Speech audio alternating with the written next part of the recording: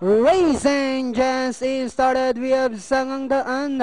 Break quickly. Let's start moving upon the outside. Flow Joiner. In the middle portion is Dark Sequence. Gabby's Choice. Running by the rail comes Cheese. Came as E-Box. While Pot Slab is the early trailer by about 10 lengths of the leader. And going along for the first turn.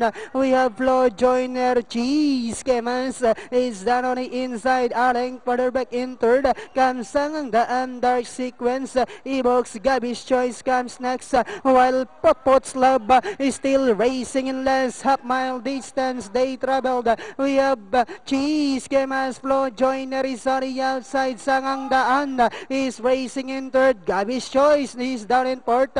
E-Box comes next, and on the outside, Dark Sequence, while Pot Slab is still running at the tail of the field. And on the far turn, we have Flow Joiner. Gabby's Choice moving up now on the outside, and now saying it's my turn to take the lead. We have Gabby's Choice by her length and a half.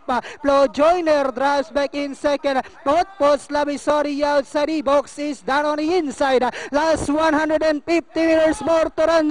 We have Gabby's Choice, Flow Joiner, Pot Slab is on the outside. Gabby's Choice, Flow Joiner, Pot Slab to take the lead, and finally Pot Slab, Gabby's Choice. Then comes Flow Joiner, E-Box, number 1 Sangang Daan.